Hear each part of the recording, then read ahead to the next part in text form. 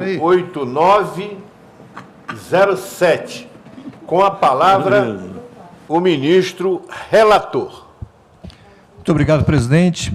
Senhores ministros, doutor Cláudio Roberto de Bortoli, nobre vice-procurador-geral da Justiça Militar.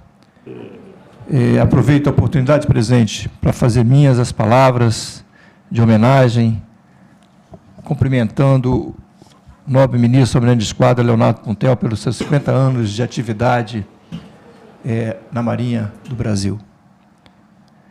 E também tenho a honra, presidente, de, nesses autos, trabalhar com o ministro-geral de Exército, Odilson Sampaio Benzi, que comigo tentaremos decifrar mais uma vez o que ocorre nesse processo.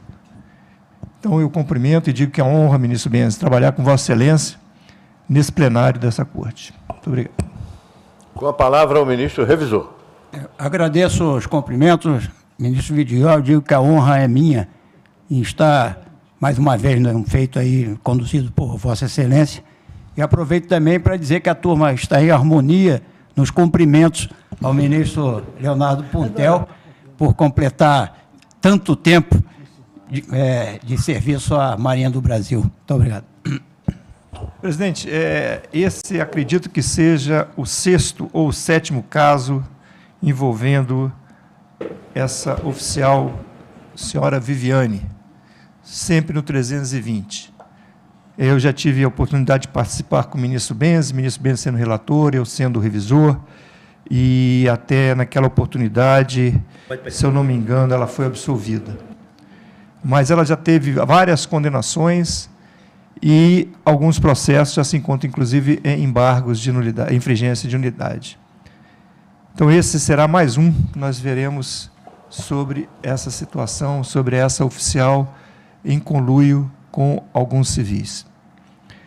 Então, presidente, trata-se de apelações interpostas pelo Ministério Público Militar e pelas defesas, inconformados com a sentença proferida pelo juiz federal substituto da Justiça Militar da 2ª Auditoria da 11ª CJM, que condenou a major da Aeronáutica Viviane Macedo da Silva Curvelo a pena de 4 anos e 6 meses de reclusão, como incursa no artigo 320 do CPM, violação de dever funcional com fim de lucro, a ser cumprida em regime prisional inicialmente semiaberto, sem o benefício sursi, com o direito de apelar em liberdade, e condenou os civis Arnaldo Silva Queiroz e Luzia Lenze Ribeiro a pena de 2 anos de reclusão, como incurso 320, cumulado com 53, ambos do CPM, a ser cumprida em regime prisional inicialmente aberto, com benefício sursi pelo prazo de 2 anos e o direito de apelar em liberdade. A denúncia oferecida pelo Ministério Público em 22 de abril de 2021 e recebida em 6 de maio subsequente, descreve a seguinte conduta delituosa. E aqui eu faço uma observação. Esse processo teve a denúncia 22 de abril, hoje nós estamos no início de 23, já julgando a apelação, a 6ª apelação. Mostra como a Justiça Militar é rápida no exame dos seus processos. E aí eu fico não entendendo algumas questões que se levantam em relação a estar beneficiando A ou B ou C, ou que se não pode julgar ou se deve julgar ou não os oficiais. A maneira como o tribunal trata, ou a maneira como a justiça trata os seus julgamentos e a celeridade que lhe dá aos processos. E olha que esse já é o 6º ou 7º processo dessa senhora, dessa oficial. No período compreendido, presidente, entre 4 e 18 de junho de 2011, nas dependências da base aérea de Brasília, a primeira denunciada, Major Viviane Macedo da Silva Curvelo, à época capitão, agindo com livre e consciente, atuando na função de pregoeira e gestora da licitação ao conduzir o pregão eletrônico, violou seu dever funcional para obter especulativamente vantagem pessoal para si e para outrem, direcionando o referido processo licitatório em benefício da empresa Lesi e Martins, Comércio e Serviços de Autopeças, representada pela 2ª denunciada, Luzia Lenze Ribeiro, e também da empresa MQ, Comércio de Peças Automotivas e Serviços, representada pelo 3º denunciado, Arnaldo Silva Queiroz. Tendo a 2ª e o 3º denunciado dolosamente concorrido para a prática do delito, na medida em que forneceram as propostas de preço que balizaram o valor da referência para o processo licitatório e também foram efetivamente beneficiados com a contratação de valores superiores aos lances oferecidos por outras empresas, que tiveram suas propostas inabilitadas, recusadas indevidamente pela primeira denunciada. Aqui, então, o Ministério Público faz na denúncia, ele mostra toda a engenharia do crime, que eu vou pedir permissão para não ler, porque acho que já é do conhecimento de todos, consta do relatório, e é extremamente tensa, mas vale a pena só ler aqui as condutas. Na fase interna da contratação, foi possível verificar que o termo de referência do pregão foi elaborado a partir do orçamento de 3 empresas, Tração 4x4, Lesin Martins e MQ Comércio, Peças Automotivas de Serviço. Porém, a empresa Tração 4x4, na realidade, também pertencia à segunda denunciada, Luzia Lenzília Ribeiro, conforme informou a senhora Patrícia da Silva Andrade, que constava como sócia da Tração 4x4, mas que era, de fato, empregada na empresa Lesin e Martins, no período aproximadamente de 2008 e 2013. Inclusive, as propostas de preço apresentadas demonstram que os endereços da empresa, Tração e Martins, eram os mesmos. Dessa forma, o Ministério Público requereu, a título de prova emprestada, que fosse juntado aos autos a procuração otorgada pela senhora Patrícia para a segunda denunciada, bem como os vídeos das oitivas prestados no âmbito da ação penal 237/19/2019, nos quais foram esclarecidos como a senhora Luzia, ora segunda denunciada, administrava a empresa Lesin. Portanto, na prática, as propostas de preço que subsidiavam a elaboração do termo de referência que balizaram as contratações foram fornecidas exatamente pelas 2 empresas para as quais os pregões eletrônicos foram direcionados, representada pela segunda e pela terceira denunciados. Tais valores, surpreendentemente, indicavam uma variação entre eles, em sua maioria, na casa, poucas dezenas de reais, e todos com valores redondos ou até repetidos, sem atentar para eventuais diferenças do serviço de abordagem. A situação foi identificada e está evidenciada por intermédio da tabela demonstrativa no evento 25, documento 2, folhas 13 a 15. O pregão eletrônico foi dividido em 130 itens, empresas terem participado apenas para as 2 empresas, a Lesin e a Martins, e a MQ, né? Lesin Martins e MQ. Foram adjudicados os itens e, na grande maioria, após a inabilitação, recusa da proposta de empresas concorrentes que haviam ofertado preço de lance. O que ela fazia? A pregoeira simplesmente desclassificava ou não mais homologava os resultados, dizendo que aqueles preços eram inexequíveis, os que eram oferecidos abaixo do pregão proposto. Então, essa era mais ou menos a engenharia, e aqui mostra o número e a quantidade de vezes que isso foram feitos e os valores que elas foram feridos por cada uma delas. Isso consta da denúncia, e eu vou pedir permissão para pular essa parte, mostrando que essa foi realmente a denúncia. Bom, a denúncia, então, veio a primeira denunciada na 320, acumulado com o artigo 9º, CPM, por 119 vezes, na forma 71 do Código Penal Militar. E a segunda denunciada nas sanções 320, acumulado com 53 caput, artigo 9º, CPM, por 25 vezes. E o terceiro denunciado, 320, acumulado com o artigo 53 caput, no artigo 9º, 1 do CPM, por 94 vezes. Bom, o processo foi instruído, foi percorrido todas as fases de diligências, de oitivas. Os acusados foram devidamente citados, responderam, foram devidamente ouvidos e qualificados, e, ao final, então, foi proferida a sentença, na qual eu já informei Vossas Excelências.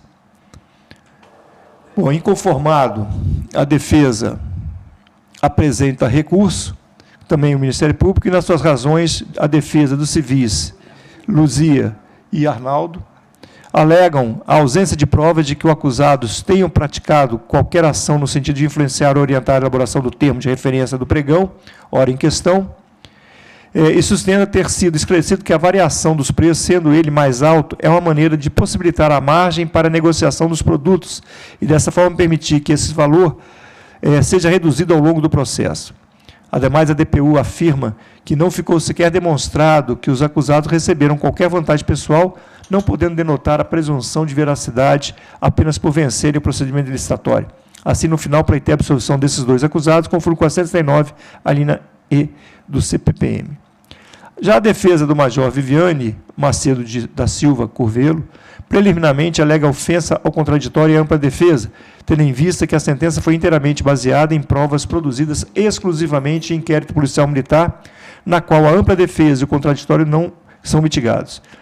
Quanto ao mérito, pleiteia a absolvição da acusada por atipicidade da conduta, tendo em vista que a edição do decreto 10.024/2019, que deveria retroagir para beneficiar a ré, sustenta ainda a ausência de provas e corrobora as alegações da acusada, que se baseou unicamente em indícios, tornando imperativa a aplicação do princípio indúbio pro réu.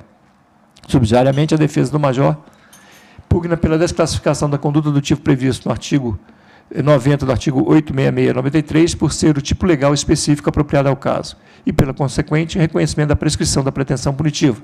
Ainda de modo subsidiário, alega que, tendo em vista a não demonstração do dolo, a conduta da acusada deveria configurar, no máximo, peculato culposo. Por fim, sustenta que quaisquer inquéritos ou processos criminais sem trânsito em julgado não podem ser considerados para fim de antecedentes e requer que a pena seja fixada no mínimo legal. Por sua vez, o Ministério Público Militar, em suas razões recursais, pugna pela reforma parcial da sentença, de modo a rever a dosimetria da pena aplicada aos acusados, e, nesse sentido, ressalta a necessidade de exasperação da pena base, com a adoção de critério objetivo. Ademais, também em relação aos 3 réus, pleiteia a aplicação da continuidade deletiva sob o argumento de que cada um dos itens do pregão que foram objeto de indevido direcionamento constitui uma contratação distinta, o que impede que se fale em crime único. Essas contra razões do Ministério Público Ministerial, a defesa dos civis Luzia e Arnaldo, pugna pelo não provimento do recurso com manutenção do quanto condenatório estipulado na sentença utilizada, tendo em vista a ausência de circunstâncias desfavoráveis aos apelados. A defesa da Major Viviane reitera os seus argumentos recursais e, ao fim, requer o não provimento do apelo interposto pelo Ministério Público Militar. Já o Parquet Militar, ao apresentar suas contrarrazões aos apelos interpostos pelas defesas, rechaça todas as teses levantadas e, ao final, pleiteia o não provimento dos recursos, com a manutenção da condenação dos 3 acusados. A Procuradoria-Geral da Justiça Militar, em parecer da lavra do subprocurador Dr. Giovanni Ratacaso, opina pela rejeição da preliminar de ofensa ao princípio do contraditório e ampla defesa, arguída pela defesa da Major Viviane Curvelo, e, no mérito, pelo conhecimento e não provimento dos apelos defensivos e ministeriais. E este, então, é o relatório, presidente. Obrigado, ministro Arthur Vidigal. Passo a palavra ao ministro Benzi, revisor do processo. De acordo com o relatório. Retorno a palavra ao ministro Arthur Vidigal para proferir o seu voto. Muito obrigado, presidente. Temos 2 preliminares. A primeira é sobre a ofensa ao princípio da contraditório e ampla defesa. A defesa da Major Viviane Macedo da Silva Curvelo, preliminarmente, alega ofensa contraditória e ampla defesa, por entender que a condenação foi lastreada exclusivamente em provas produzidas no curso do inquérito policial militar. Quanto à questão, é importante observar que, por se tratar de casos supostos direcionamento de pregão eletrônico, é natural que as provas sejam essencialmente documentais e baseadas em diligências e exames periciais realizados no curso do IPM. E, no presente caso, isso não implica qualquer afronta ao princípio constitucionais, uma vez que o contraditório foi observado, tendo sido verificado em todos os momentos em que as defesas manifestaram-se nesses autos. De fato, as provas produzidas no curso do inquérito foram amplamente discutidas no curso da instrução criminal, tendo sido oportunizadas às partes que as contraditassem e que, além disso, providenciassem outros elementos de provas que reputassem o necessário. Tanto é assim que a defesa da Major Viviane Macedo do Silva Curvelo juntou aos autos 2 pareceres elaborados por consultores jurídicos por ela contratado, além de perícia técnica particular destinada a contestar provas emprestadas em que se colocava sob suspeita a movimentação bancária da referida militar. Assim, não há como se afirmar que as provas produzidas na fase do IPM não tenham sido devidamente contraditadas. Em curso da ação penal militar, as defesas manifestaram sobre todas as provas documental e pericial produzidas. Por conseguinte, os documentos acostados e as informações técnicas produzidas na fase do inquérito policial militar, os quais são efetivamente instrutórios na ação penal militar, são aptos a subsidiar uma decisão judicial de mérito, tanto mais quando se tem um norte que a análise do quadro probatório, o magistrado, na forma da sua convicção livre, respeitando os ditames legais e apontando os elementos que o convencem, sistema do livre convencimento motivado.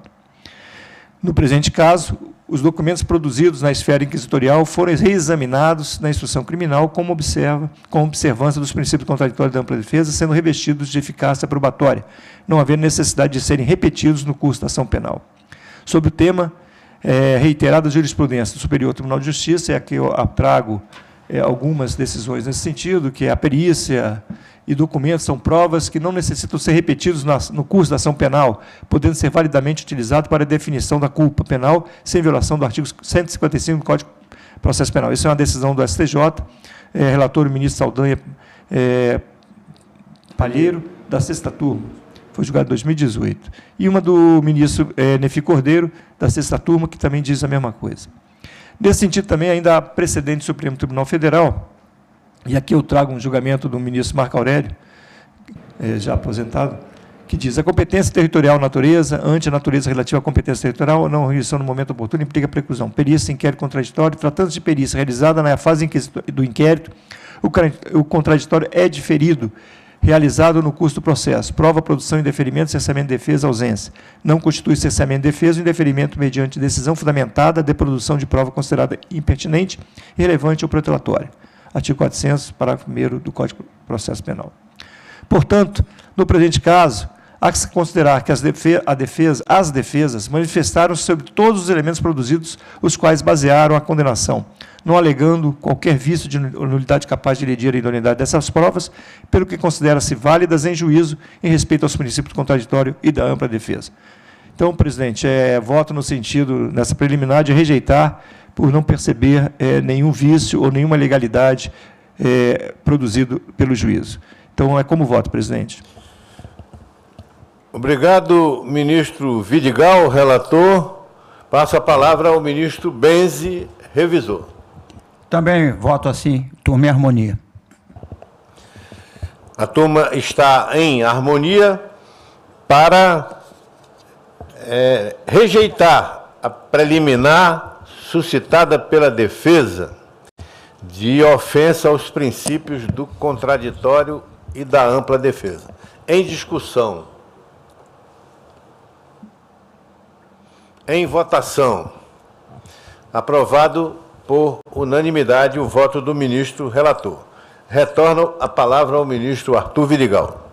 Obrigado, presidente. Vamos ao mérito. Como já falei, são apelações interpostas pelo Ministério Público e pelas defesas, inconformado com a sentença proferida pelo juiz federal da 2ª Auditoria da 11ª CJM, que condenou a Major Viviane Macedo Silveira Coelho a pena de 4 anos e 6 meses de reclusão, como curso 320 CPM, e a ser cumprido em regime prisional inicialmente semiaberto, sem benefício sursi, com direito a apelar em liberdade, e condenou os civis Arnaldo Silva Queiroz e Luzia Lenz Ribeiro a pena de 2 anos de reclusão, como também curso 320, acumulado com o artigo 53, âmbito CPM, a ser cumprido em regime prisional inicialmente aberto, com benefício sursi, prazo de 2 anos, e o direito a apelar em liberdade. As razões de recurso, todos os dois pleiteiam a absolvição em razão de ausência de prova. A defesa da Major Viviane Curvelo também pleiteia a sua absolvição em razão de ausência de prova, tendo em vista a edição do decreto 10.024/2019, que deveria retroagir para beneficiá-la. E, subsidiariamente, pugna pela desclassificação da conduta para o tipo do artigo 90 da Lei 8.666/93, ainda de modo subsidiário, pleiteia a desclassificação para peculato culposo. Por fim, requer que a pena seja fixada no mínimo legal. Por sua vez, o Ministério Público Militar, em suas razões, pugna pela reforma parcial da sentença em relação aos 3 réus para a exasperação da pena base e aplicação da continuidade deletiva. Consoante se observa nos autos, entre 4 e 18 de julho de 2011, na base aérea de Brasília, ocorreu o pregão eletrônico destinado à contratação de serviços de manutenção de viaturas. O certame era composto por 130 itens e teve a participação de 10 empresas. A pregoeira e chefe da seção de licitação da OM era então o capitão Viviane Macedo Silva Coelho. De acordo com a denúncia, essa oficial, por meio de atos tumultuários ao processo, teria dado causa a grande número de indevidas recusas de propostas e inabilitações das empresas, que muitas vezes haviam ofertado melhores lances, a fim de favorecer a Lesi e Martins Comércio e Serviços de Autopeças, representada pela Civil Luísa Lenze Ribeiro, e a MQ Comércio de Autopeças Automotivas e Serviços LTDA, representada pelo Civil Arnaldo Silva de Queiroz. Ainda conforme a acusação, foram essas duas empresas, mais uma terceira também, de propriedade da Civil Luzia, que forneceram as propostas de preço, que balizaram os valores de referência do pregão. Tendo por norte essas referências, a pregoeira julgou por inexequíveis muitas das propostas mais vantajosas apresentadas pelas demais empresas. Em outros casos, conforme a denúncia, a desclassificação dessas outras empresas ocorreu sob a falsa alegação de descumprimento do edital. Nesse suposto esquema, a Lesia Martins teria sido beneficiada com direcionamento de 25 itens do pregão, sendo-lhe pago o valor total de R$ 115.164,76. E a MQ teria sido beneficiada com 94 itens, sendo-lhe pago total de R$ 229.668,76. No seu interrogatório, em juízo, a acusada Viviane Macedo da Silva Curvelo, major, disse não serem verdadeiros os fatos que lhe foram imputados na denúncia.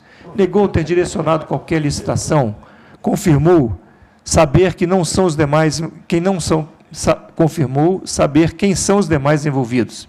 Disse estar sendo processado em outros pleitos na Justiça Militar e negou ter coletado os orçamentos iniciais do pregão e afirmou que foram feitos pelo setor solicitante. Relatou que normalmente só olha o termo de referência com a finalidade de dar andamento ao pregão. Disse que o orçamento estimativo já chegou para a interrogada pronto e assinado, inclusive pelo comandante da OM e pelo controle interno. Destacou que, sob o seu ponto de vista, o pregão eletrônico foi perfeitamente normal.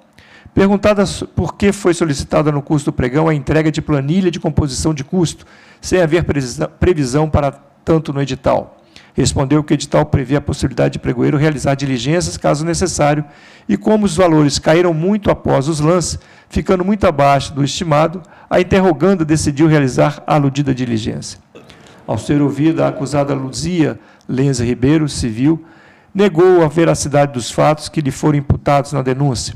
Confirmou que, à época dos fatos, era proprietária das empresas Tração 4x4, Comércio, Equipamentos e Serviços LTDA, bem como da empresa Lesia Martins Comércio e Serviços Autopeças, localizada no mesmo lote. Diz que assinou a proposta orçamentária da empresa Lesia, mas não sabe quem assinou pela empresa Tração 4x4.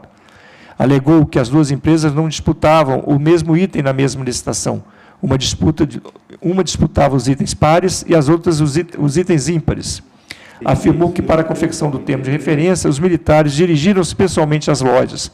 Diz que nunca teve contato com a Major Viviane. Também interrogado, o acusado Arnaldo Silva Queiroz, civil, disse não serem verdadeiros os fatos que lhe foram imputados na denúncia. Confirmou que, à época do ocorrido, era dono da empresa MQ Comércio de Autopeças, Automotivas e Serviços, LTDA. Afirmou ter sido o próprio interrogado quem elaborou o orçamento para enviar à base aérea em relação ao pregão.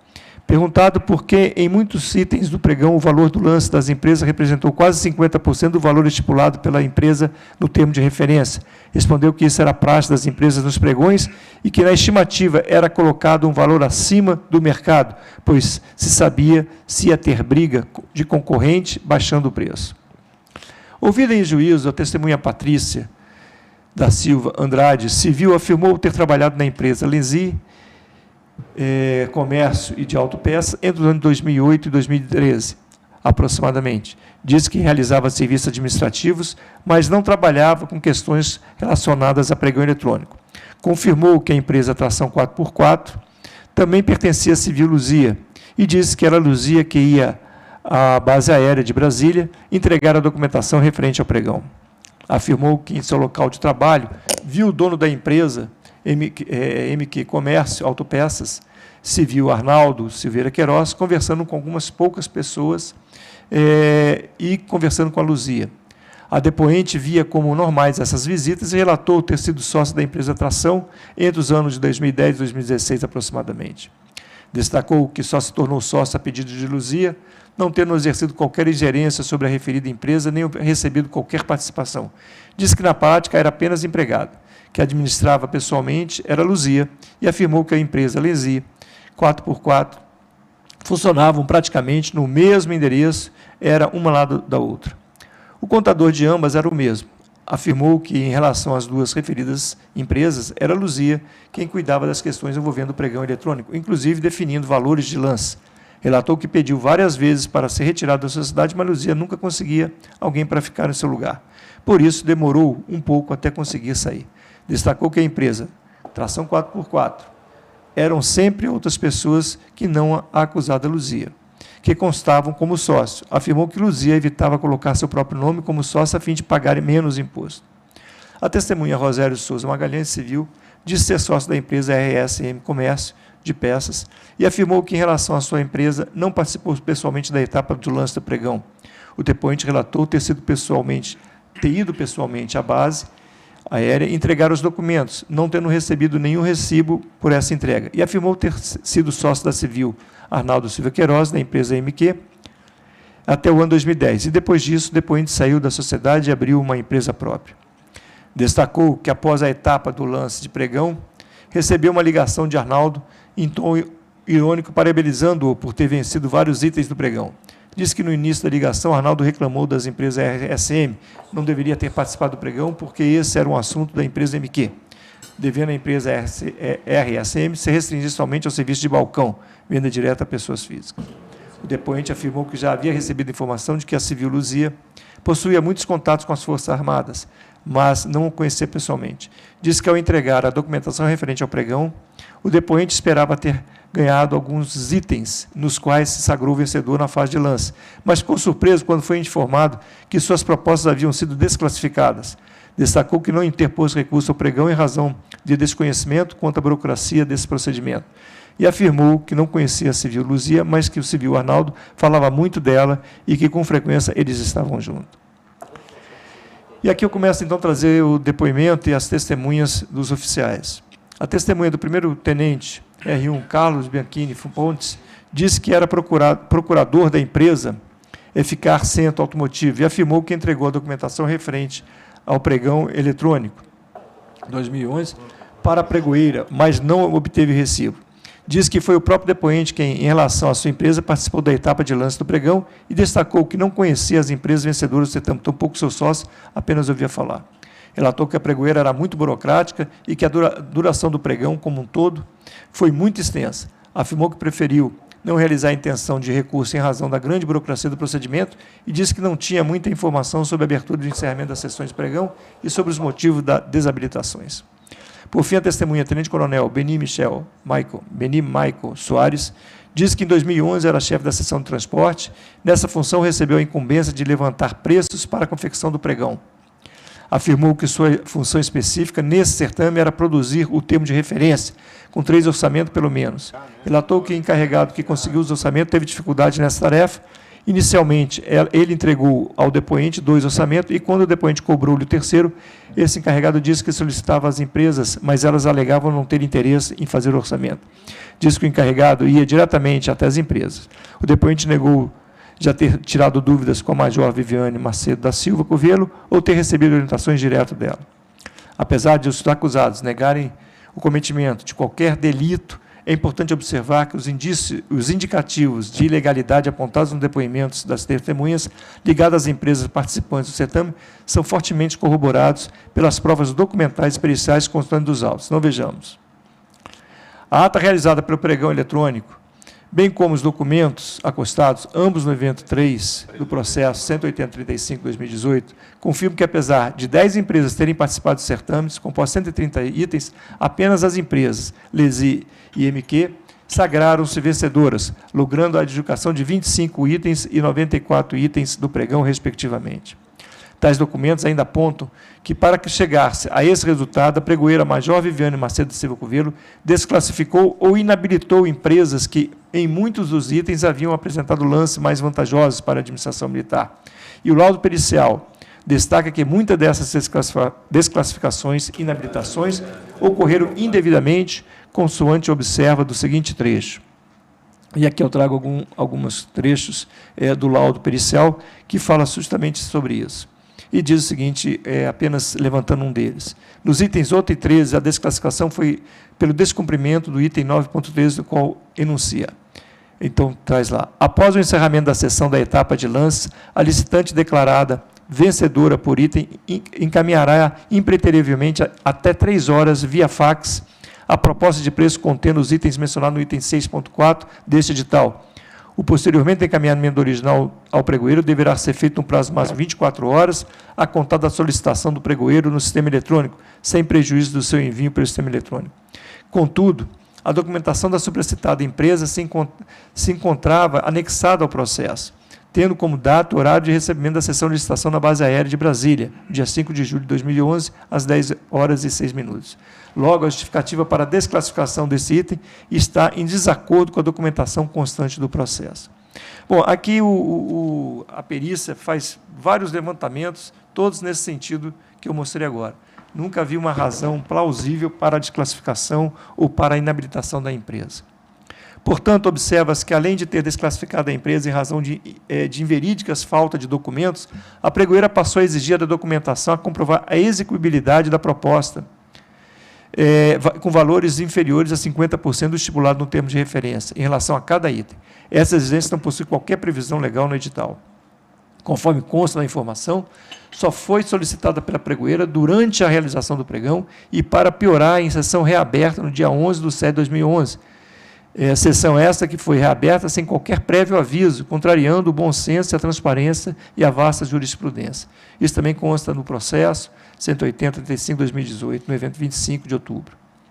Ora, trata-se de regra nova criada ainda inadvertidamente no curso do pregão e que teve por norte o termo de referência produzido a partir de orçamentos apresentados justamente pelas duas empresas que viriam a sagrar-se vencedoras do certame, de propriedade justamente das duas pessoas que estão agora respondendo por esse processo.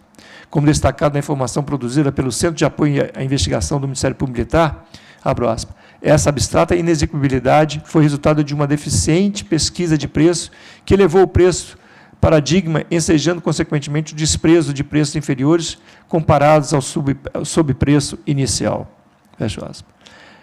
Nessa toada, de modo indevido, 6 empresas tiveram suas propostas recusadas por terem sido consideradas inexequíveis, tendo em vista a não apresentação da planilha de composição de custo exigida. Por outro lado, como provado no laudo pericial, a empresa Lesi Martins Comércio, de autopeça, sagrou-se vencedor em relação ao item 103 do pregão, não obstante ter apresentado proposta com valor inferior a 50% do estipulado nos valores de referência e não lhe ter sido exigida a apresentação da aludida planilha de composição de custo. A esses atos tumultuários da pregoeira, soma-se a adoção da conduta de, logo após o encerramento da fase de lance, abrir o prazo de 24 horas para que todas as empresas participantes do pregão, independentemente de sua classificação, enviassem a proposta de preço e a documentação de habilitação. Trata-se de procedimento que, ao exigir que a apresentação do documento de habilitação seja feita conjuntamente e no mesmo prazo comum, não possui qualquer respaldo legal ou no edital. De fato, o artigo 25 do parágrafo 5º do decreto 5.450/2005, artigo 4º, inciso 16, da lei 10.520/2002, legislação vigente à época, dispunha que... E aqui eu trago apenas para ilustrar o que cada lei, o que cada decreto apontava na época, né? Dizendo, encerrada a etapa de lance, o pregoeiro examinará a proposta classificada em primeiro lugar e contra a compatibilidade de preço em relação ao estimado para a contratação e verificação da habilitação do licitante, conforme a disposição do edital. Se a proposta não for aceita, ou se o licitante não atender às exigências habilitatórias, o pregoeiro examinará a proposta subsequente e assim sucessivamente, na ordem da classificação, até a apuração de uma proposta que atenda o edital. E a lei, ela é muito clara no artigo 10, que a fase externa do pregão será iniciada com a convocação dos interessados, observadas as seguintes regras. Se a oferta não for aceitável, ou se o licitante desatender as exigências habilitatórias, o pregoeiro examinará as ofertas subsequentes e a qualificação dos licitantes, na ordem de classificação e assim sucessivamente, até a apuração de uma que atenda ao edital, sendo o respectivo licitante declarado vencedor. E o edital também dizia o seguinte, sendo aceitável a proposta do licitante detentora da melhor oferta, essa deverá comprovar sua condição de habilitação, com a apresentação da documentação abaixo descrita no prazo de 24 horas e no que couber por meio de consulta ao SICAF, com posterior encaminhamento do original ou da cópia autenticada do pregoeiro, a contar da solicitação do pregoeiro no sistema eletrônico. Portanto, somente após o licitante classificado em primeiro lugar ser desclassificado ou inabilitado, a administração poderia realizar a análise dos documentos de habilitação do licitante que tivesse apresentado o segundo melhor lance, e assim por diante. Não há como se desvirtuar o procedimento descrito na legislação e no edital, sob pretexto de maior celeridade. E aqui eu trago um acórdão do Tribunal de Contas da União, proferido pelo ministro Augusto Nardes, em 24 de 3 de 2010, e que esclarece bem essa questão. No pregão eletrônico, o chamado simultâneo de mais de uma empresa para apresentação de documentação de habilitação não tem amparo na legislação de regência da modalidade, que prescreve o chamamento sequenciado de cada empresa, de acordo com a ordem de classificação advinda na fase de lance. Aí continua. Sendo assim, no presente caso, a pregoeira não poderia ter desclassificado empresas por falta de apresentação de documentação de habilitação, sem antes, pelo menos, assegurar-lhe novo prazo de 24 horas para apresentação. Afinal, até mesmo o próprio edital estabelece que todo licitante, em se tornando aceitável sua proposta, dispõe de prazo para apresentar a documentação pertinente. Uma vez que isso não foi observado pela pregoeira, ou seja, uma vez que ela, por meio de interpretações tendenciosas na legislação, promoveu um verdadeiro atropelo ao procedimento licitatório, foi dado asa à ocorrência de grande número de indevidas desclassificações e inabilitações.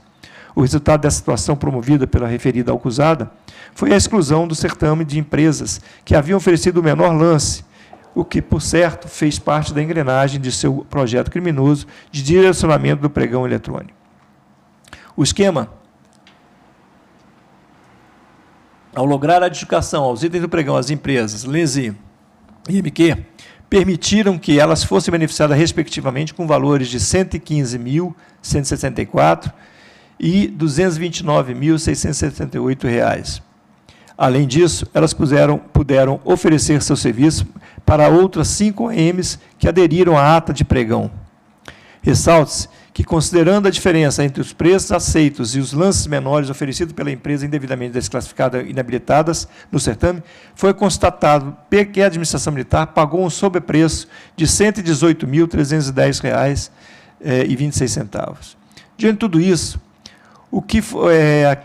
diante de tudo que foi até aqui exposto, é diferentemente do que alega a defesa.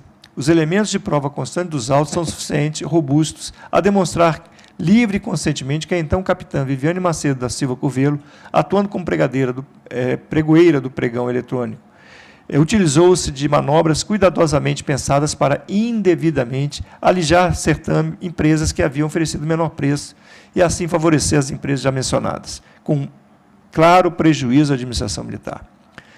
Por não haver dúvida de que assim agiu, a referida acusada dolosamente violou os deveres contidos no artigo 341 da Lei 8.666 de 83, no artigo 25, caput, parágrafo 5º do Decreto 5.450 de 2005, e dos itens 9.3, 10.3.4, 10.4.6 do edital, com a finalidade de obter especulativamente vantagens para as duas empresas já mencionadas.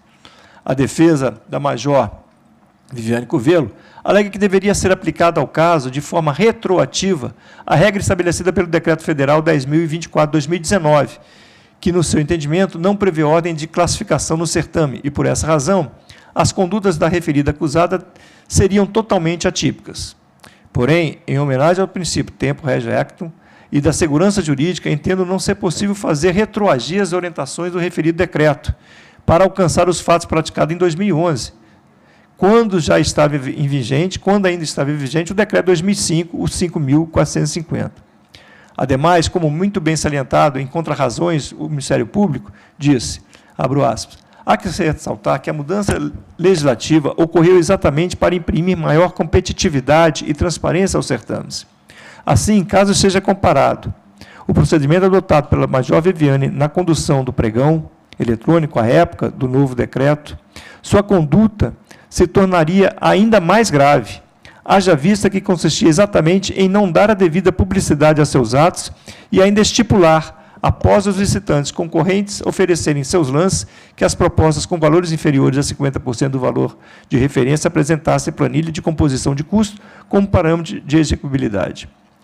Ressalto que o Decreto 10.024/2019, em seu artigo 33, parágrafo 2º, estabelece que, além da disputa normal, uma oportunidade para que o autor da oferta de valor mais baixo e os autores das ofertas com valores até 10% superiores àquela possam ofertar um lance final e fechando até em 5 minutos, que será sigiloso até o encerramento desse prazo, o que demonstra a intenção do legislador em imprimir maior competitividade ao Cernam. Desse modo, continua o Ministério Público, a conduta da hora apelante na condução do pregão eletrônico, à época, não só infringiu o edital, a legislação vigente e a jurisprudência do Tribunal de Contas da União, como se fosse adotada já na vigência do Decreto-Lei 10.024/2019, como ela quer, representaria uma verdadeira afronta ao seu dispositivo, haja vista que o legislador buscou maior efetividade na negociação e transparência, visando obter propostas mais vantajosas para a administração, situação inversa adotada pela Major Viviane, que recusava a proposta de empresas concorrentes. Continuo eu. Mais uma vez, rechaçada a possibilidade de aplicação do Decreto 10.024/2019, ao caso, passo a analisar o pleito defensivo subsidiário de desclassificação da conduta da Major Viviane Macedo Curvelo, para agora o revogado artigo 90 da Lei 8.666/93. Quanto a essa insurgência, há de se atentar para a especialidade do normativo militar.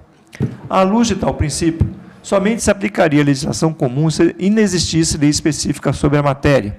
No entanto, tal premissa não se faz presente no caso concreto, porque o Código Penal Militar possui um tipo penal específico para casos como o que a senhora analisa.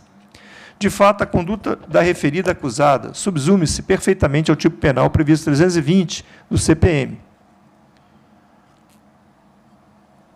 Afinal, valendo-se da função para a qual estava devidamente designada, a pregoeira do pregão eletrônico, no exercício de suas atribuições, descumpriu a legislação pertinente e ao edital do pregão, bem como deixou de seguir orientações do TCU para favorecer as empresas das pessoas aqui denunciadas. Ora, ao negar a observância a princípios básicos que regem o pregão eletrônico, a legalidade, impessoalidade, moralidade, igualdade, publicidade, eficiência, probidade administrativa, vinculação ao instrumento convocatório, competitividade e julgamento objetivo, a Major Viviane Curvelo, por certo, violou o seu dever funcional em negócio para o qual havia sido incumbida pela administração militar, a fim de obter vantagem para terceiro. Em caso semelhante, essa coisa assim já se pronunciou.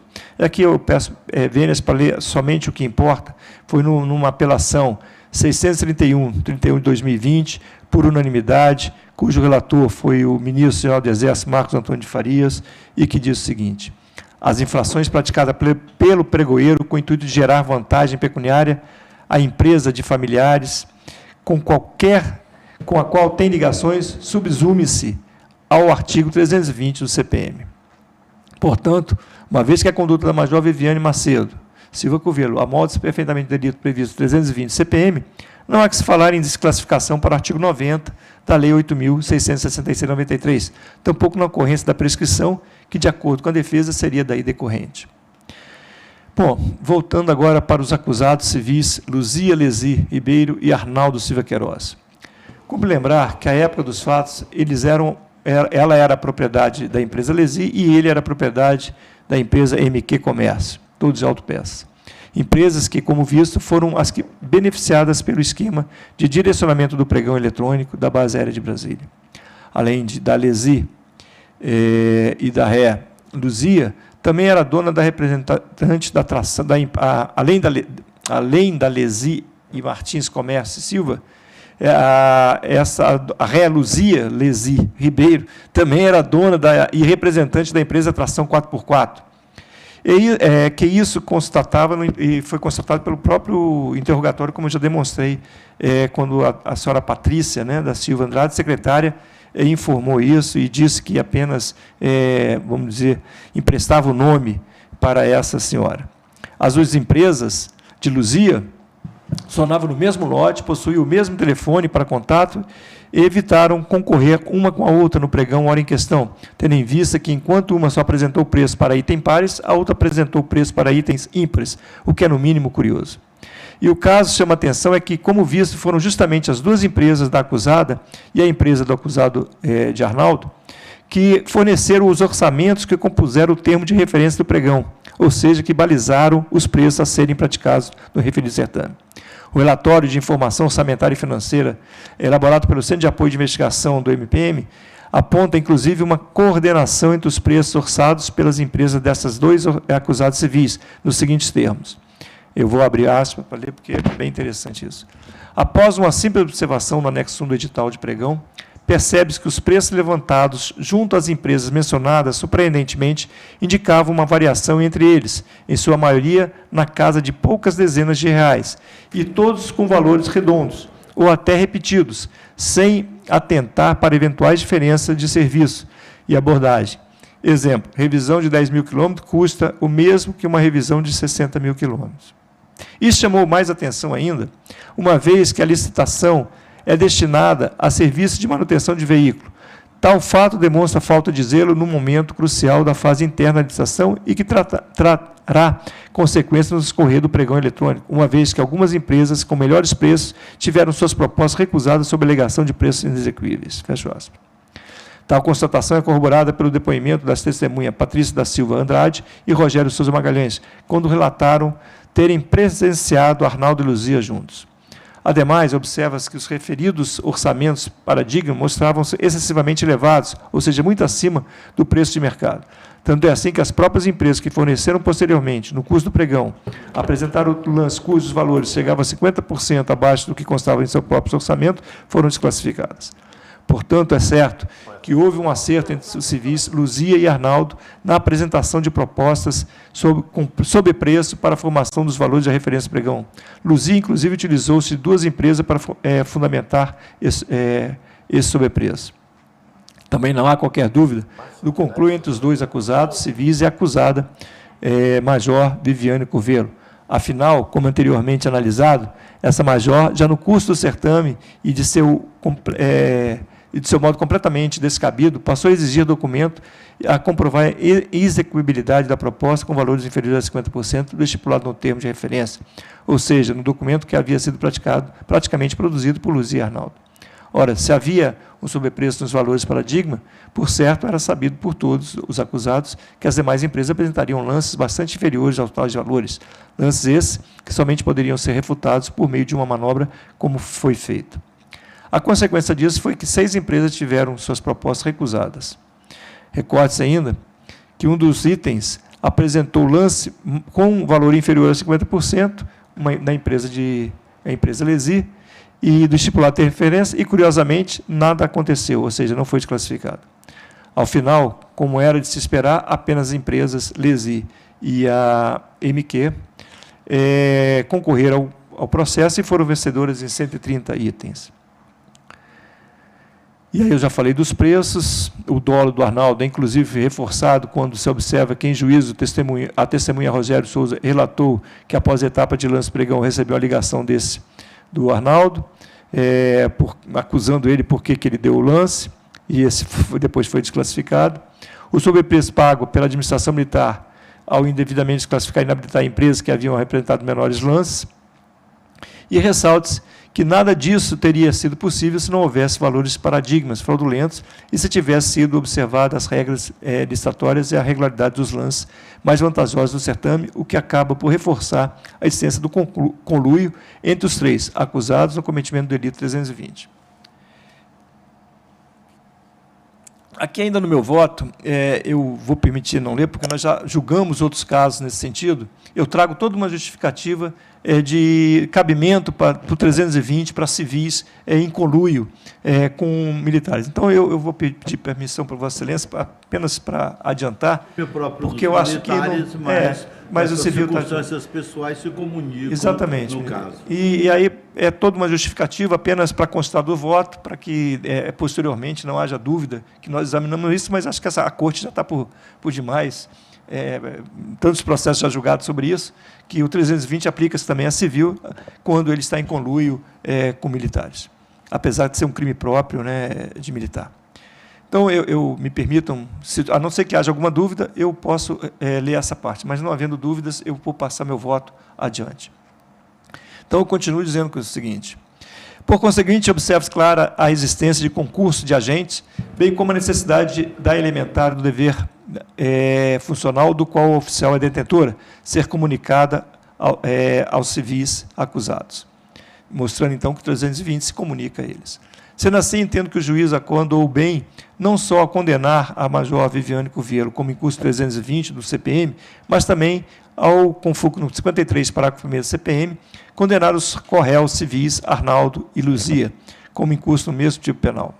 Quanto ao pleito ministerial da exasperação da pena e ao pleito defensivo de que ela seja fixada em seu mínimo legal, cumpre observar que, em relação à Major Viviane Curvelo, o juiz bem sopesou a circunstância prevista no artigo 69, devidamente considerando a elevada intensidade do dolo em razão do modo como premeditou o delito, criando regra não contida em lei, e o modo da execução. Ao demonstrar total domínio da situação quando implementou condutas concatenadas para o fim do delito, e a insensibilidade ou indiferença após o crime, tendo em vista que, após a consumação do delito, não demonstrou qualquer arrependimento, tampouco envidou esforço para minorar as consequências de seus atos. Entendo que andou bem o magistrado de primeira instância ao deixar de considerar as demais circunstâncias previstas no supracitado 69 CPM, uma vez que são intrínseca à própria prática delitiva. Em relação ao quanto de aumento da pena base, não há como se dizer que ela deveria ter sido fixada em 1/8 no intervalo da pena abstratamente prevista no tipo penal, como sustenta o MPM. Afinal, é assente na jurisprudência que não há regra matemática nem aritmética na dosimetria da pena, devendo o julgador fundamentar o quanto da pena, seguindo a discricionalidade vinculada e a proporcionalidade, tal como fez o juiz Acó, que devidamente fundamentou o montante aplicado na condenação. E aqui, a respeito disso, eu trago algumas jurisprudências do STF e do STJ sobre a questão dessa pena. E eu vou dessa matéria. E eu vou apenas ler o do Supremo, dessa corte.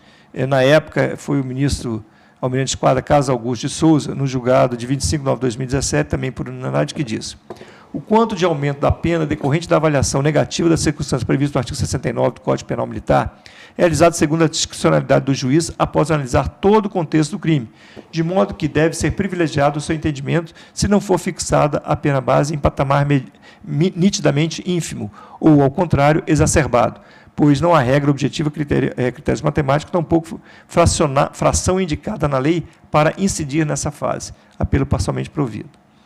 Assim, não há no presente caso, no meu entender, qualquer reparo a ser feita quanto à primeira fase da dosimetria da pena da acusada militar, a pena aplicada de 4 anos e 6 meses. Foi justa, dentro dos parâmetros de legalidade, não incidindo qualquer violação ao princípio da proporcionalidade ou da razoabilidade. Tampouco foi constatado qualquer equívoco quanto à pena base mínima de 2 anos aplicada aos acusados civis, como alega o Ministério Público Militar. Na verdade, tratou-se de manifestação legítima da discricionalidade regrada do magistrado, perfeitamente alinhada à realidade que emana dos autos. Na segunda e na terceira fase da dosimetria da pena dos 3 acusados, a sentença também se mostrou acertada ao afirmar a ausência de agravantes ou atenuantes, bem como de causa de aumento ou de diminuição de pena. Destaque-se, ao contrário do que pretende o Ministério Público Militar, não é possível o concurso de crimes pela quantidade de itens no pregão, que foram indevidamente direcionadas. Afinal, embora possa-se considerar que foram fragmentadas em diversos atos visando atingir o fim colimado, as condutas criminosas dos acusados ocorreram nos limites de um único procedimento licitatório, o pregão eletrônico 12/2011. E aqui eu esclareço, é que o Ministério Público queria que cada item fosse aplicado uma pena. E, na verdade, o que foi burlado foi este pregão, não foram vários pregões, um pregão com vários itens. Então, por isso que eu entendi que não teria aqui o concurso de crimes. Como registrar que a jurisprudência citada pelo Ministério Público para ancorar seu pleito de ampliação e continuidade delitiva versa sobre crime de estelionato ocorrido no âmbito do pregão. De fato, o núcleo do tipo previsto no 251 é obter vantagem ilícita. E aqui, então, ele traz essa comparação e eu demonstro que o 320, nesse caso, ele difere bastante do 251. Por conseguinte, andou bem o juiz Acó condenar a major da Aeronáutica Viviane Curvelo a pena de 4 anos e 6 meses, a ser cumprido em regime prisional inicialmente semiaberto e sem o benefício do sursi. e do direito pela liberdade, bem como condenar os civis Arnaldo e Luzia a pena de 2 anos de reclusão, como 320, acumulado com 53, ambos CPM, a ser cumprido em regime prisional inicialmente aberto, com benefício do subsídio pelo prazo de 2 anos. Então, presidente, eu voto no sentido de que sejam conhecidos e não providos os apelos interpostos pelo Ministério Público e pela Defesas para manter a sentença condenatória recorrida por seus próprios e jurídicos fundamentos, e é como voto, presidente. Obrigado. Obrigado, ministro relator, Arthur Vidigal. Como se pronuncia o ministro revisor, ministro Benzi?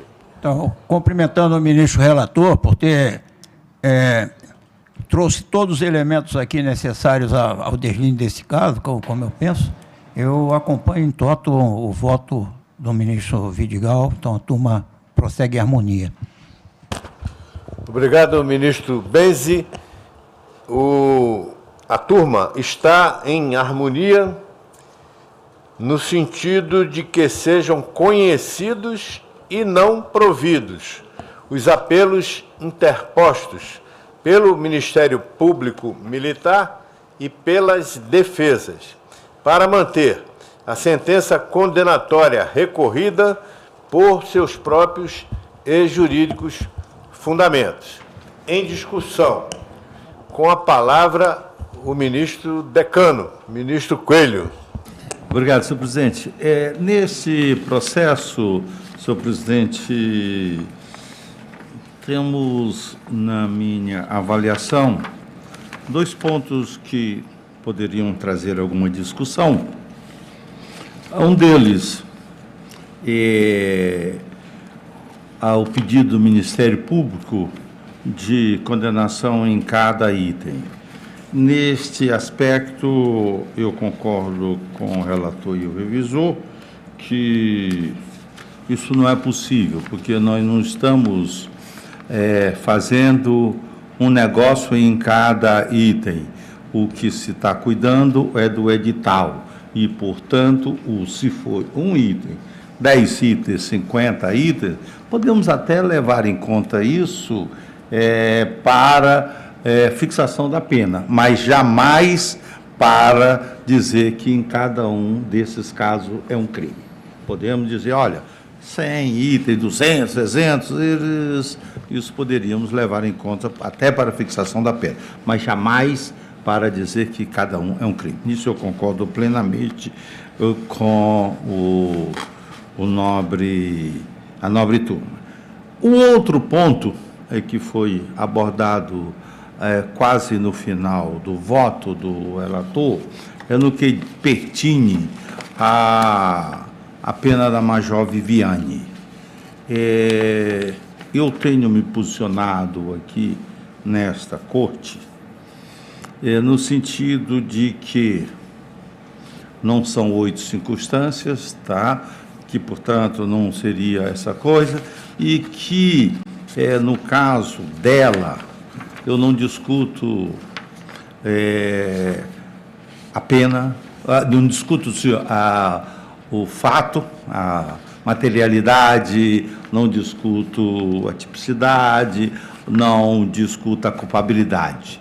Eu só levanto a questão sobre a fixação da circunstância, o aumento da pena, quando ela pede, que foi fixado em quase 6 anos, consoante uma fundamentação. Aí tem a fundamentação aqui, que cita jurisprudência, está fixada do ministro Ribeiro Dantas, do STJ, e fala sobre o modo de execução e outras coisas. Também, eu, visto o interrogatório dela, visto tudo, não há nada especial para a adoção dessas circunstâncias que foram adotadas, em minha visão, como negativas a ponto de exasperar a pena em percentuais tão altos. Porque modo de execução da oficialidade em favor da ré pela acusada, demais, a ré não demonstrou qualquer arrependimento após a consumação da prática. Esse arrependimento após a consumação da prática, isso é uma das coisas mais subjetivas que se possa imaginar. Em certas situações, arrependimento depois reembolsar a administração pública, coisa. Se não estou arrependido, não vou mais fazer. Isso sem disser isso, que alguém falar isso, é jogo de cena, porque na realidade não existe isso. Isso é alguma coisa, oh, que tristeza. É lógico, há casos enquanto, às vezes, até em crimes culposos, aqueles disparos de arma no quartel, entre amigos e tudo, que o cara entra em choque. Isso ali eu não posso, há que se admitir que há realmente algum arrependimento, ele realmente não queria e tudo, entra em choque quando acontece. Mas nesses crimes patrimoniais, querer demais imaginar isso tudo. E que não há causa aumento, missão improvável e tudo, ela pega e diz, bem assim não envidou esforço para minorar as consequências de seus atos, missão favor, atitude de insanidade e indiferença após o crime, e jogou para 4 anos e 6 meses. Houve uma elevação muito grande nesse sentido. Há uma subjetividade, realmente, não tenho a menor dúvida de subjetividade, mas, tendo em vista a circunstância do 69, nós, sem um recurso matemático, mas dentro de um princípio da proporcionalidade, a gente não eleva desarrazoadamente as penas assim. E, na caso da sentença, que é com o seu grau de culpa, deveria ser substituído, em vez de grau de culpa, intensidade do dolo, pela premeditação, além do modo de execução e atitude de simplicidade, impedimento, indiferença após o crime. Ou seja, das 8 circunstâncias judiciais, 69, não 9, porque a primeira já é a abrangência de todas as outras, e quando diz que ali tem alguns objetivos, outras subjetivas, divididas naquela circunstância 69, imputa ré 3 circunstâncias negativas. Porém, há um percentual de 125%, há um aumento elevado da pena, se você verificar. Mas, em vez de 3/8 ou 6, ou até 3/6, parâmetros utilizados por mim e a jurisprudência majoritária no tocante à primeira fase da aplicação, em que pesa a intensidade do dolo ter sido alta em fase da premeditação, bem como os meios de execução que realizaram certa comunidade, não dá para a gente ver nada especial para a majoração realizada na primeira fase, qual aumentou a pena de 2 anos para 4 anos e 6 meses, é aquilo que eu falei dos 125. Então, foi um aumento dessas circunstâncias, porque sempre se parte, nas circunstâncias, da pena base. É o primeiro, é o patamar inicial. E depois a gente pode juntar as circunstâncias, se sejam 8 circunstâncias, vai aumentando, pode chegar a 2/3 até dessas penas e tudo, elevado. Mas não chegar assim, nesse valor, só citando, como citou na sentença, essas coisas. E eu vejo aqui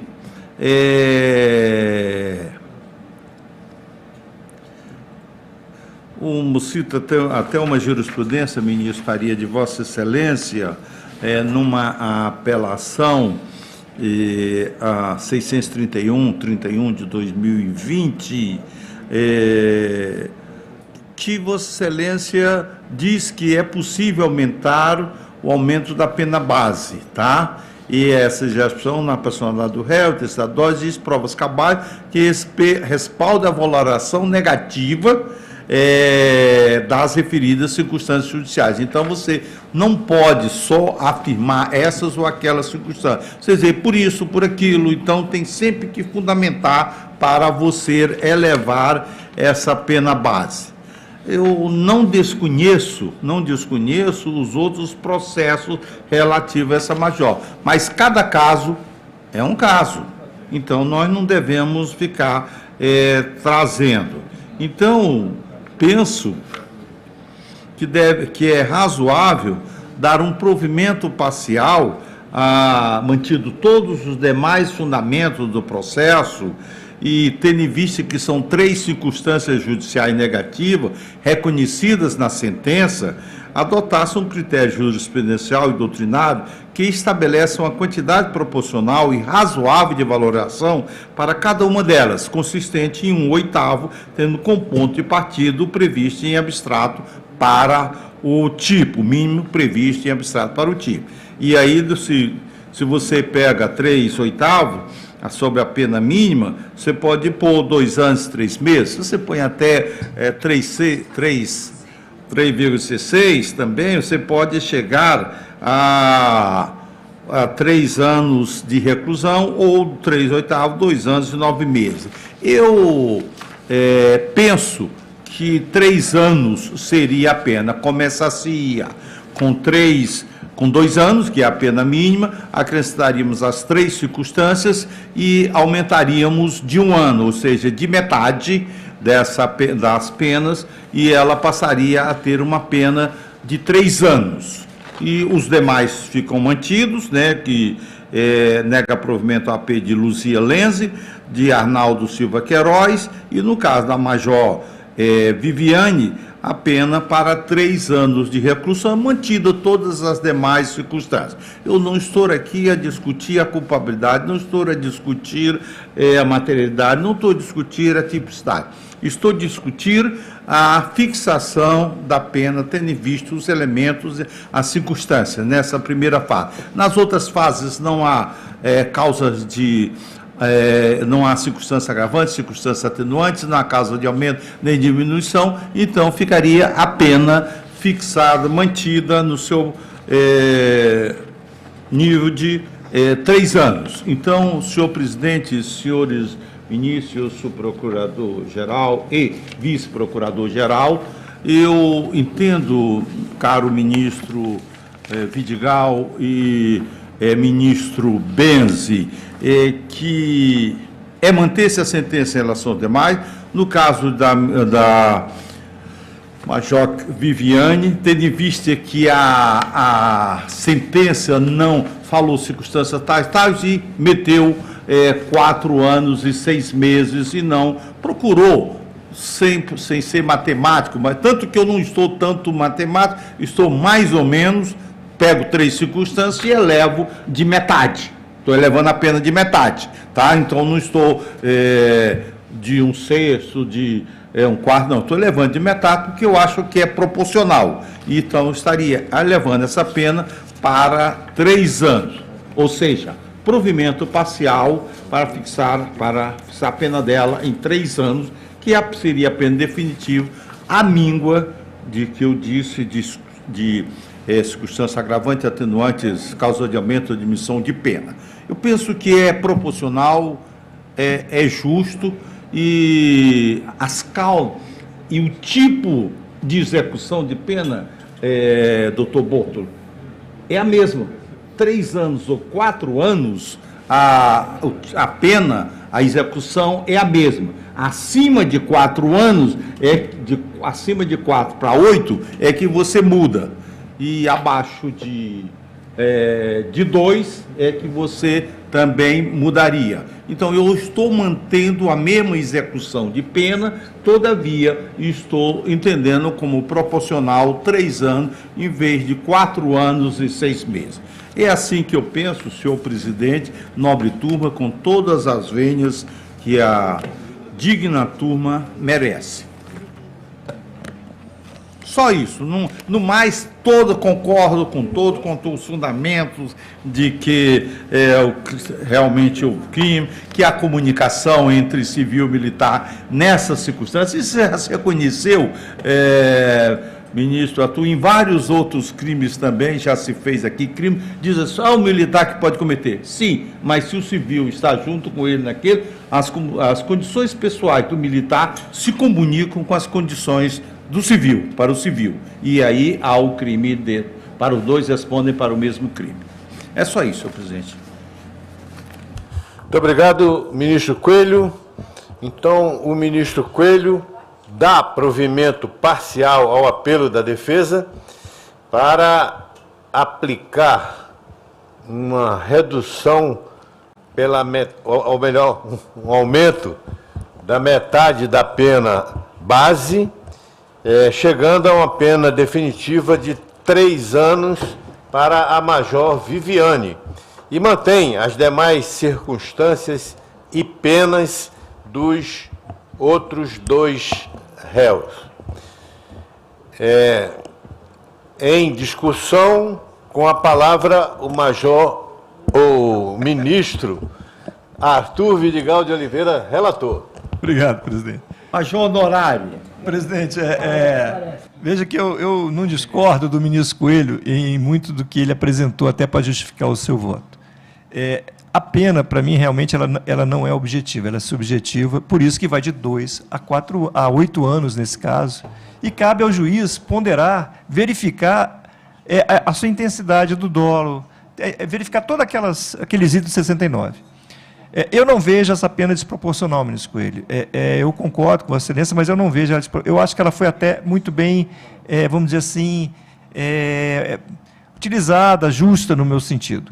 Inclusive, eu já tenho não vai ser esse o primeiro processo que terá essa divergência de Vossa Excelência, mesmo porque eu já estou com embargos no meu gabinete sobre o mesmo assunto e se discutindo apenas essa questão da pena. Devo trazer em breve. Vossa Excelência já está sabendo da minha posição. Pequeno, só uma observação. É que a juíza pegou o seguinte, falou, o juiz falou, tem isso, intensidade, as coisas. Apresentou 3 circunstâncias. E aí, lascou. Aí, aplicou 4 anos e 6 meses, ou seja, aquela pena base ele levou, como eu disse, em 125%, só por causa de 3 circunstâncias. E se você tem 8 circunstâncias ali para analisar, se ele tivesse pego essas 8 circunstâncias e tivesse feito isso, estava perfeito. Mas se ele tem 8 circunstâncias, você vai aplicar o quê? Quanto é que dá 2/3? O problema é o seguinte, se você aplica o oitavo ou o sexto, aí 2/3, né?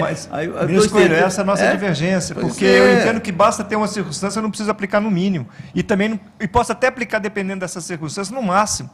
Porque ela não é subjetiva. Não é porque tem a circunstância que eu vou falar, essa circunstância vale X, essa vale 2X, essa vale 3X. Não. Dependendo da circunstância, eu posso até colocar ela direto no máximo. É a proporcionalidade. O problema é que o juiz, às vezes, eles não pensam na proporcionalidade, no princípio da proporcionalidade. Então, nós temos que ver isso no princípio da proporcionalidade. É como quando nós chegamos aqui no 290, pegamos uma pessoa com 0,10 gramas, tá? 10 decigramas, não é isso? Pegamos e aplicamos 2 anos, tá bom. Agora você chega, uma outra pessoa aqui, pega com 10 gramas, não dá, você pode aplicar acima disso.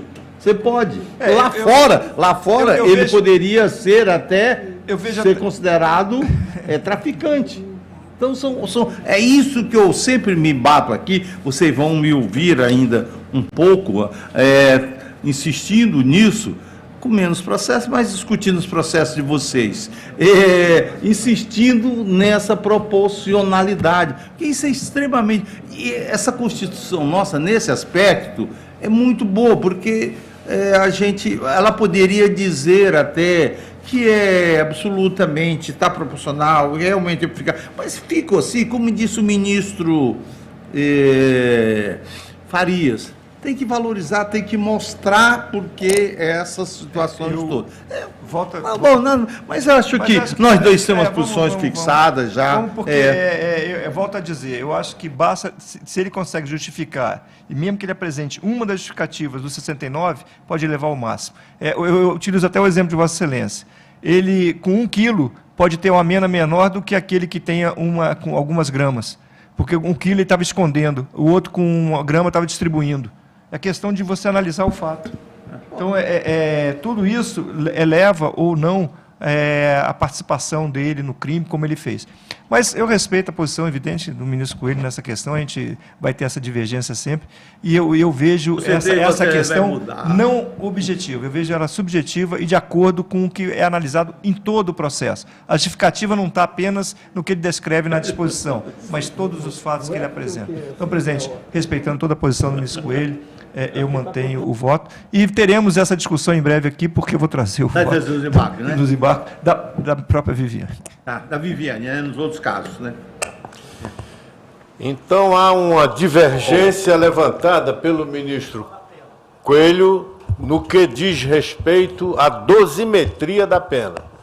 Há um acordo da turma e do próprio ministro Coelho sobre a condenação dos 3 réus. A divergência acontece apenas com relação à dosimetria da pena da Major Viviane. Apenas da pena da Major Viviane. De qualquer forma, nós temos 2 posições e eu vou, não havendo mais quem queira discutir, eu vou tomar os votos em separado.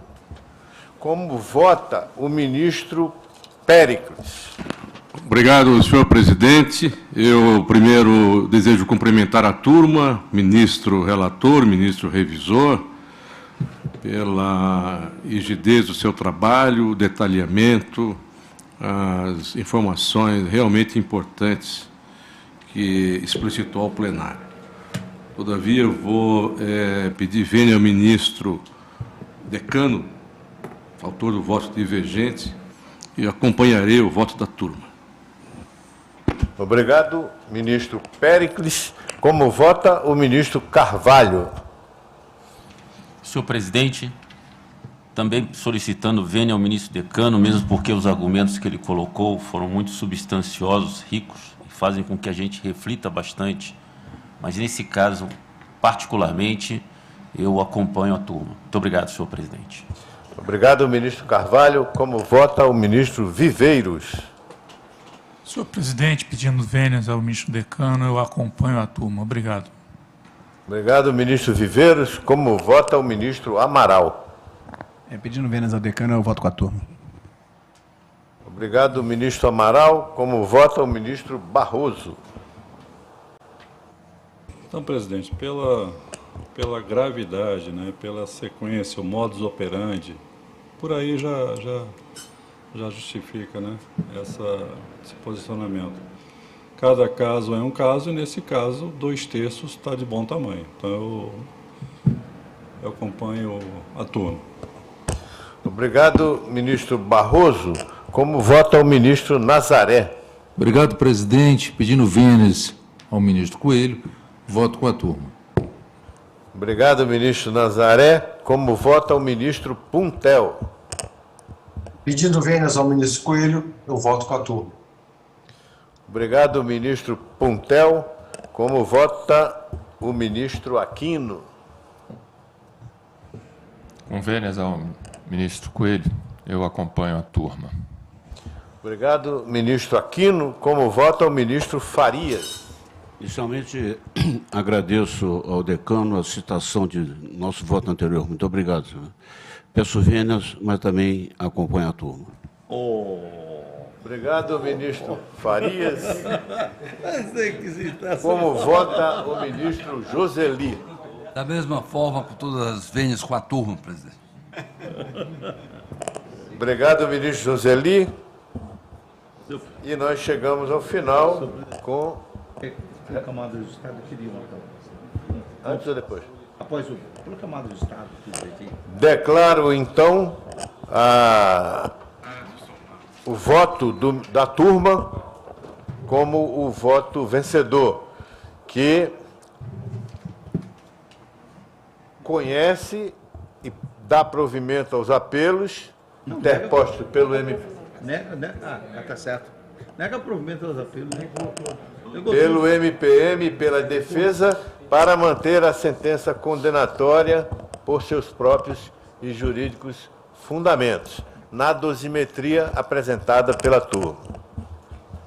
Com a palavra, o ministro Coelho, ministro decano. Antes de encerrar a sessão, senhor presidente, para repercutir 2 notícias. Primeira notícia, os jornais, que o Procurador-Geral da Justiça Militar encaminhou 3 investigações que estavam procedendo para o Supremo em atenção à adição do ministro Moraes. Tá? Está isso no site do Metrópolis. E a segunda é que o presidente do Senado parece que está em contatos com os ministros do Supremo, que foi uma promessa de campanha dele para a eleição para a presidência do Senado, para fixação de mandatos para os ministros do Supremo Tribunal Federal. Então, é alguma coisa que foi campanha. Ele, quando se candidatou à eleição presidente do Senado, uma das promessas dele para diversos senadores foi que ia pautar essa matéria.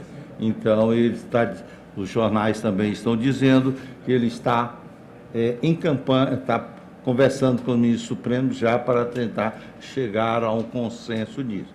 E os jornais dizem que os ministros Supremos disseram que não acreditavam nisso. Nós estamos dizendo que não acreditavam que isso era só promessa de campanha, que não ia, mas ele está tentando cumprir essa promessa. Então, são dois aspectos bastante relevantes no momento atual, ou como digo eu, na quadra atual. Só isso.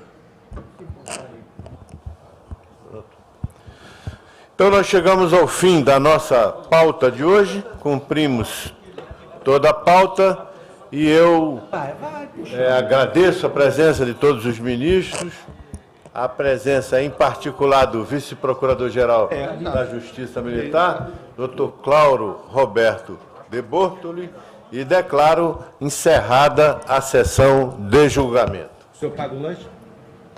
Paga o lanche? O lanche já está.